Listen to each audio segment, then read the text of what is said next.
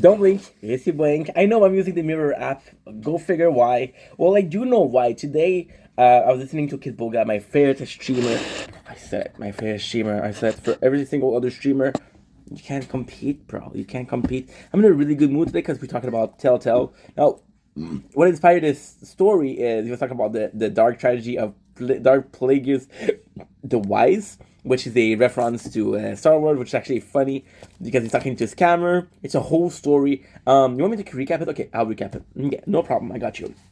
Get Boga a scam baiter, so he's gonna call a scammer, right? And those scammers don't have the same culture.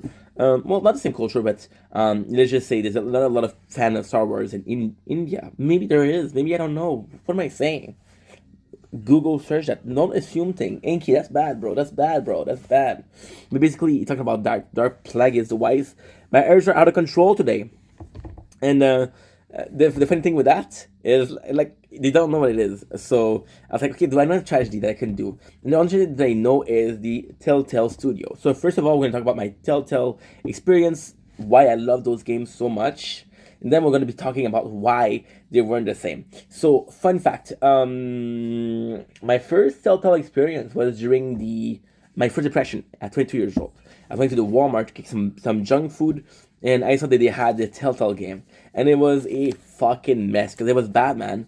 And I didn't realize that you needed Wi-Fi to upload, to download the 5 fucking episode. Like, oh no. So I only played the first episode, which was like an hour long. I was like, what am I supposed to do now? Because I was playing games nonstop back in the days. Back in the days, the good days. And my first experience with Telltale, pretty disappointing. My first experience with Telltale wasn't that though. My first experience with Telltale was PewDiePie playing Walking Dead. Yeah, which is possibly my favorite Telltale story. But there's a reason why I love Telltale so much, right? So fun fact is I'm a gamer true and true. You guys know that. I don't have to repeat myself, but if I did, I'm a gamer, right? And I was working, and at work I like to hide a little music here. Can you see the music that I'm hiding? No, probably because I'm hiding some music and you can't see it. So I like to hide music, and what I like to do was well, gaming.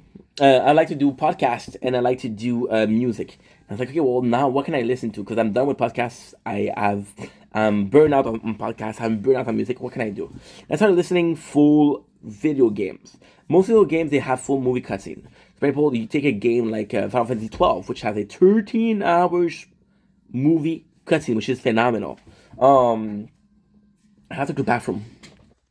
And we're back. I needed to go to the bathroom. Then we started a new video of Tokyo Ghoul, because my favorite game. So we're back. So I was talking about how we were downloading full movie cutscene, right? Because I'm a gamer, right? But the full movie cutscene, even games like for example, I want to talk about possibly God of War. God of War is 9 hours. But what I was doing is I was also watching them at home, and pretty quickly we ran out of game of interest. So you're basically looking for a game now. Let's Play were a possibility, but I was looking for, because I was working. So I was kind of looking for videos that were like, for example, I keep on mentioning Final Fantasy 7. The reason why I keep mentioning 7, sorry, 12. The reason why I keep mentioning 12 is because it's 7 hours. So it's perfect. And most of the games that I used to play as a kid don't have a narrative, or they don't have a voice acting. So game like Zelda, a game like Pokemon, you cannot be watching them because you're only listening to the playthrough and not watching the playthrough, right? So things like God of War 4, which was phenomenal, but you listen to them once, twice, and then you're done. So then came in Telltale, which was a narrative, a complete narrative. So Telltale was at about 40 to 50 hours of just playing games and just having a story, a movie in front of you, right? Then I found out about Mass Effect, which was 18 hours, but the Telltale were some of the biggest. Some of the biggest. For example, you could be watching, even if you were watching at 2 times the speed, you were watching Telltale Walking Dead, and you almost had a full week of videos. So Telltale was a huge thing for me. So Telltale, what they did amazingly was they did The Walking Dead when The Walking Dead was at its prime. The comic was still being produced. The show was still being produced. I think it was season 4, season 5, which is the beginning or the end of the Governor, which is actually a pretty good villain. A lot of people talk about Negan, and ultimately speaking, Negan is a better villain than the governor, but still, the governor was actually pretty good, right? The Telltale came in, and I was like, holy shit, this is so good, this is perfect, right? And ultimately speaking, it spoke volume to me because those was game that I cared about. They did a Batman one, they did a Game of Thrones one. Those are things that I cared about. They also did a Wolf Among Us. This one I didn't play, but I bought it. So I have every single Walking Dead game, Telltale game. And I'm like, these are phenomenal game. And again, they were your choice. And for example, right? So let's say, my favorite is always gonna be fucking Walking Dead, right? Because it's just a masterpiece.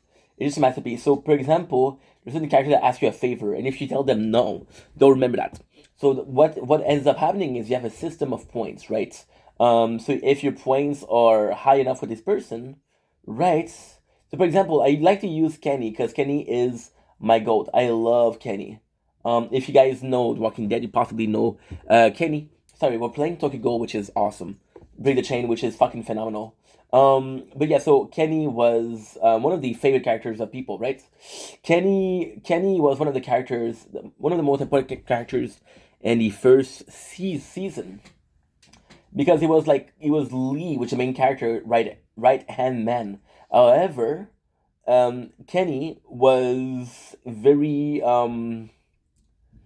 abrupt. It was Kenny way or the highway, right? And you're like, no, I'm in charge of here. I'm in charge of everything that's going on.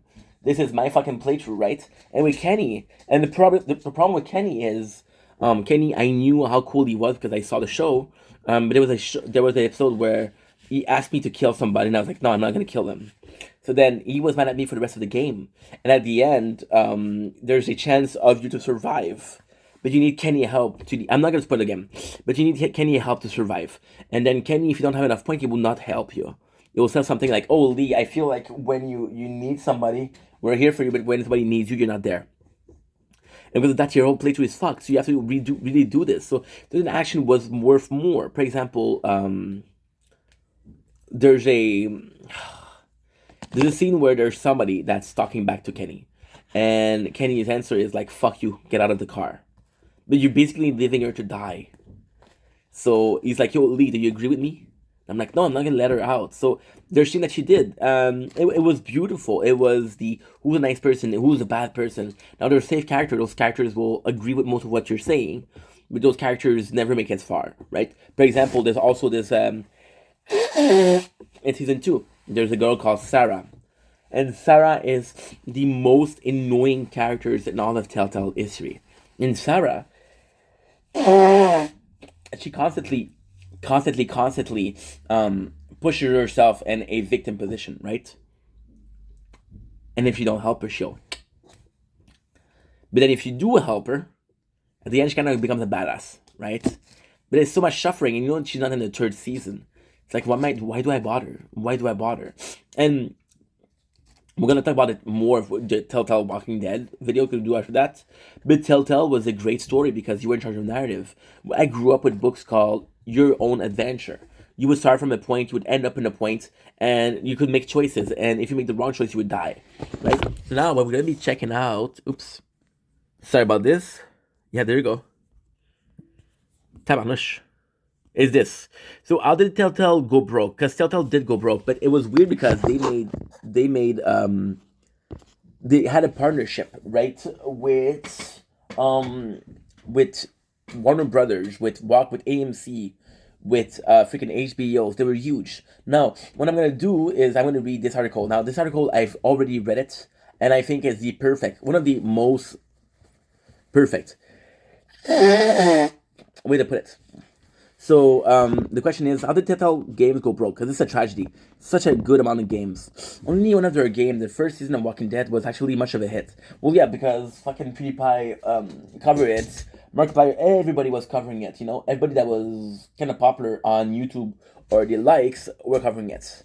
Some of their game were narrowly profitable, but not enough to cover their misses. They were highly reliant on expensive licensed external property. As such, they made less money per game sold than a company that had original intellectual property. So what they were saying is because they have to buy the property of a game like Batman, or a game like Game of Thrones, or even a game like I think the only one that wasn't that I know is Wolf Among Us. They were located in Bay Area, but everything is more expensive. Their management was a mess. I don't know. I have many details, but I haven't heard anything good. They were in a near constant state of crunch to keep chumming out episodes. Long term, that means people work less efficiently because they're exhausted, because no one has time to improve tools, because key employees leave the company. That's pretty much it. What a low payout for the video. But hey, I tried, so that's pretty much it. Love you guys. Take it easy. Peace.